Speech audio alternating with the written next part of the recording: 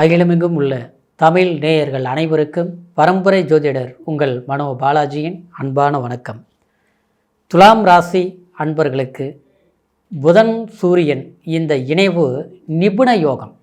இந்த யோகத்தால், இந்த ராஜ யோகத்தால் உங்களுடைய ராசிக்கு எப்பேற்பட்ட பலன்கள் இந்த இரு கிரகங்களும் உங்களுக்கு ஏற்படுத்த போகுது, இனி வரக்கூடிய காலம் எந்த மாதிரி ஒரு சாதகமான நிகழ்வுகள் நடக்கப் போகுது அப்படிங்கிறத பற்றி தாங்க இந்த பதிவில் இப்போ நம்ம பார்க்க போகிறோமுங்க.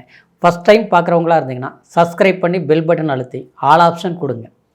துலாம் ராசி அன்பர்கள் அப்படின்னா, இந்த துலாம் ராசியில் பிறந்தவங்க எப்போவுமே சுக்கிரன் பகவானுடைய ஆதிக்கத்தில் பிறந்ததுனால நீங்கள் ஒரு தனித்துவம் வாய்ந்தவர்கள் தான் சொல்லணுங்க.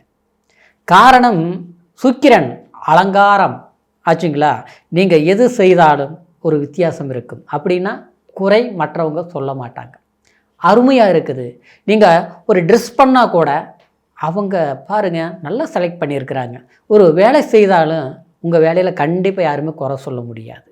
அதே சமயத்தில் அதாவது கண்ணியத்துக்கு கட்டுப்பட்டவங்க அப்படின்னா மற்றவங்களுக்கு நம்மளை குறை சொல்லக்கூடாது.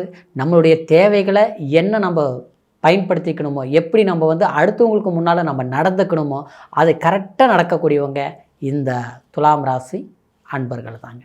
ஏன்னா அப்பேற்பட்ட உங்களுக்கு உழைப்புக்கு நீங்கள் முக்கியத்துவம் கொடுத்தாலும், உயர்வான அந்தஸ்தை நீங்கள் அடைஞ்சிருந்தாலும், குடும்ப சூழ்நிலையில் அதாவது நீங்கள் எவ்வளோ கஷ்டப்பட்டு முன்னுக்கு வந்திருந்தாலும், ஆனால் சமீப காலமாக சில சறுக்கல்கள் அப்படின்னா சில நெருக்கடிகள்னு சொல்லக்கூடிய சில ஊதிரங்கள் உங்களுக்கு ஏற்பட்டிருக்கும். எதனால் ஏற்பட்டிருக்கும் அப்படின்னு சொல்ல போனோம்னா, இந்த 2.5 வருஷ காலகட்டம் கிரக நகர்வுகள் அந்த மாதிரி சில பாதிப்புகளை கொடுத்தது. அதனால் ஒரு விதத்தில் பார்த்தோம்னா பண ரீதியில் சிலருக்கு நெருக்கடிகள், சிலருக்கு பார்த்தோம்னா அதாவது குடும்ப பொருளாதார அடிப்படையில் நம்ம சாதுர்த்தியமாக சாதகமாக எதையுமே பயன்படுத்திக்க முடியல. அப்படின்னா ஒரு இடத்துல வேலை செஞ்சுருப்போம், அந்த இடத்துல அவங்கள நம்ம வளர்த்திருப்போம், அவங்கள உருவாக்கி வைக்கிறதுக்கு நாம் உழைச்சிருப்போம், ஆனால் நமக்கு அதனால் பிரயோஜனம் இல்லை. கடைசி வரைக்கும் நம்ம கஷ்டப்பட்டோம், உழைச்சோம், பரவாயில்லன்னு பேர் எடுக்கணும் தான் நம்ம நினச்சோம் ஆச்சுங்களா. ஆனால் இன்றைக்கி பார்த்தோம்னா நம்மளை அந்த இடத்த விட்டு வரக்கூடிய சூழ்நிலை, நமக்கு கிடைச்ச ஒரு மதிப்பு மரியாதை இல்லை ஆச்சுங்களா. உழைப்பாளியே வாழ்ந்துட்டு இன்றைக்கி வெளியே வர வேண்டிய சூழ்நிலை ஆகிப்போச்சு. இந்த மாதிரி சில நெருக்கடிகளை சந்திக்கக்கூடிய ஒரு காலகட்டங்கள் எல்லாம் நடந்தது. இந்த சூழ்நிலைகள் எல்லாமே இருந்தாலும் ஒரு விதத்தில் பார்த்துட்டோம்னா எதுக்குமே நீங்கள் பயப்படலை, கவலைப்படலை. நம்மகிட்ட இருக்கிற திறமை, ஏன்னா உங்களுடைய ராசியில் தாங்க சனி பகவான் உச்சம் பெறுவார். அப்போது தன்னம்பிக்கை மிக்கவங்க தான்.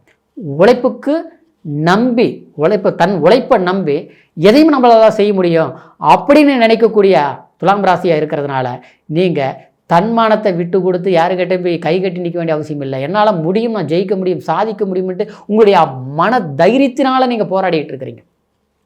இந்த தைரியம் நமக்கு பலன் கொடுத்துதா இது வரைக்கும் அப்படின்னா, நாளைக்கு கிடைக்கும், நாளை மறுநாள் கிடைக்கும், அடுத்த வாரம் அடுத்த மாதம் மட்டும் அப்படியே தாமதமாகிட்டு இருக்குது. இந்த சூழலில் இருந்து இப்போது உங்களுடைய ராசிக்கு 12ஆம் அதிபதி, அதாவது 12ஆம் இடத்துல, அதாவது உச்சம் ஆட்சி நிலையில் புதன் பகவான் சஞ்சாரம் பண்ண போகிறார். ஆல்ரெடி சூரிய பகவான் 11ஆம் பாவகத்தில் இருந்து லாபஸ்தானாதிபதி அதாவது விரயஸ்தானத்துக்கு வந்தாலும் புதனோடு இணையும் போது புதன் நிபுண யோகம் அடைய போகிறார். இது ஒரு ராஜ யோகத்தை ஏற்படுத்த போகுது.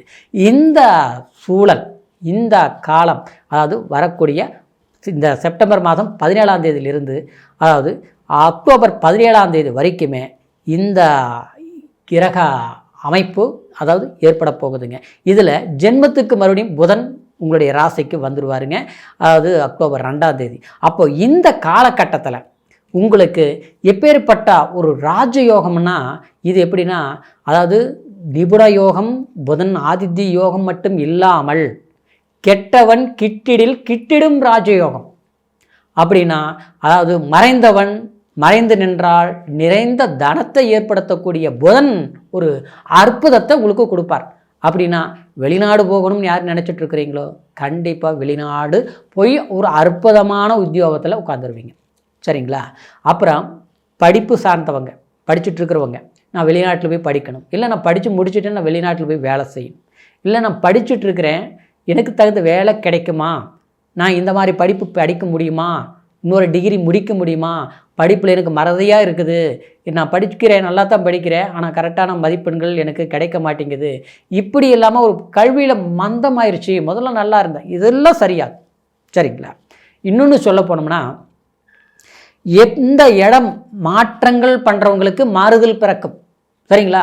சிலர் பூர்வீகத்தில் இருக்கிறேன் எனக்கு சரியில்லை, நான் பூர்வீகத்தை விட்டு இடம் மாறி உட்கார்ந்துருக்கிறேன் ஆனால் இப்போ இந்த இடம் எனக்கு ஏதோ ஒரு வித்தியாசம் தெரியலைங்க, மாறலாம்னு நினைக்கிறேன், மாற்ற முடிய மாட்டேங்குது அப்படிங்கிறவங்களுக்கு கண்டிப்பாக இந்த கட்டத்தில் மாற வேண்டிய சூழ்நிலை வாய்ப்புகள் நமக்கு கிடைக்கும். சரிங்களா? அது உத்தியோகமாக இருக்கலாம், அரசாங்க சார்ந்த வேலைகளாக இருக்கலாம், இல்லையா அரசியலில் இருக்கக்கூடியவங்களாக இருந்தாலும் அவ்வளோதான், ஒரு டிரான்ஸ்ஃபர் எதிர்பார்க்கலாம், ப்ரொமோஷன் எதிர்பார்க்கலாம், அந்த மாதிரிலாம் தள்ளி தள்ளி போயிட்டு இருக்குது. நமக்கு கீழே இருக்கிறவங்களுக்கு வாய்ப்புகள் கிடைக்குது ஆனால் நமக்கு கிடைக்கலையே அப்படின்னு நினச்சி அதாவது வருத்தப்படக்கூடிய துலாம் ராசி அன்பர்களுக்கு இந்த மாதிரி ஒரு சாதுர்த்தியமான வாய்ப்புகள் அப்படின்னா உங்களுக்கு கிடைக்க வேண்டிய ஒரு பவர் நிச்சயமாக கிடைக்கும். இன்னொரு சுவாரஸ்யம் என்னென்னா உங்களுடைய ராசிக்கு ஆச்சுங்களா, அதாவது இந்த புதன் சஞ்சாரம் பண்ணுவாருங்க, அதாவது அக்டோபர் 2ஆம் தேதி. அதாவது அப்போது உங்களுடைய அதாவது பிரகடனம் அப்படின்னு சொல்லக்கூடிய ஆரோக்கியத்தில் இருக்கக்கூடிய சில தொந்தரவுகள் அப்படின்னா அதாவது நமக்கு கை வலிக்குது, கால் வலிக்குது, மருத்துவ செலவு பார்த்துட்ருக்குறோம், நான் நல்லா இருந்தால் வீட்டில் இருக்கிறவங்களுக்கு சரியில்லை, வீட்டில் அவங்களுக்கு குழந்தைங்களுக்கு சரியில்லை, மாதம் கரண்ட் பில்லு கூட 2 மாதத்துக்கு ஒரு முறை தான் கட்டுறோம், ஆனால் வீண் செலவுகளும் விரைய செலவுகளும் எப்படி தான் ஏற்படுதுன்னே தெரிய மாட்டேங்குதுங்க, ஏதாவது ஒரு செலவுகள் தொடர்ந்து வந்துட்டே இருக்குதுங்க அப்படின்னு நினச்சி கடன் வாங்கி செலவு பண்ணிகிட்ருக்குறோம். எப்படிங்க? கடன் வாங்குகிறோம், செலவு பண்ணுறோம், ஆனால் பத்த மாட்டேங்குது, மறுபடியும் கடன் வாங்குகிறோம், இன்றைக்கி அந்த வாங்கின கடனுக்கு வட்டி கட்டிகிட்டு இருக்கிறோம். அதாவது அந்த வட்டி கட்டுறதுக்கு இன்னொரு பக்கம் கடன் வாங்குற மாதிரி நெருக்கடியாகி போச்சு, இதிலிருந்து என்ன வாழ்க்கை என்ன லைஃப் எல்லாமே வெறுத்து போச்சு போங்க அப்படின்னு சொல்கிற அளவுக்கு யார் நொந்து இருக்கிறீங்களோ துலாம் ராசிக்காரருக்கு ஒரு தன்னம்பிக்கையும் ஒரு உற்சாகமும் பிறக்கக்கூடிய ஒரு காலகட்டமாக இருக்க போகுதுங்க. இன்னும் சொல்ல போனோம்னா அதாவது ஒரு வீடு, ஒரு மண்மனை, பொன்பொருள் இந்த மாதிரி விஷயங்கள் எல்லாமே நிச்சயமாக உருவாக்கக்கூடிய ஒரு வாய்ப்புகள் நிச்சயமாக இருக்குது. இருந்தாலும் உங்களுடைய பாவகத்தில் ஜென்ம ரீதியில் பார்த்தோம்னா அதாவது ஏற்கனவே குரு 9ஆம் இடத்துல இருந்து உங்கள் ராசியை பார்க்கறதுனால நிச்சயமாக சில பிரச்சனைகள் உங்களுக்கு வந்தாலும் அதையே சமாளிக்கக்கூடிய ஒரு பக்குவமும் அதே மாதிரி மற்றவங்களுடைய சப்போர்ட் ஆதரவும் கண்டிப்பாக கிடைக்கும்.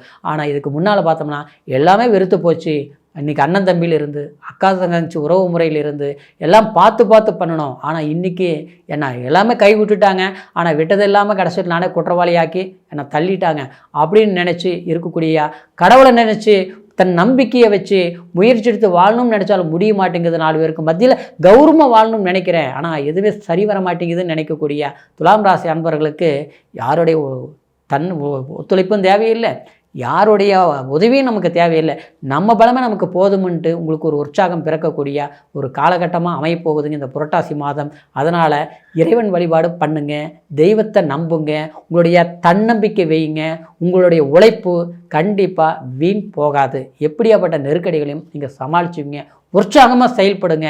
ஏன்னா கெட்டவங்களே நல்லா இருக்கிற போது நல்லவங்க நாம் ஏன் கஷ்டப்படணும் அப்படிங்கிற ஒரு நம்பிக்கை கண்டிப்பாக ஒரு உற்சாகத்தை உங்களுக்கு ஒரு வழி வகிக்கக்கூடிய ஒரு நன்மையான காலம்தான் இந்த நிபுண யோகம். சரிங்களா? இப்போ சொன்னது கோச்சார பலன்.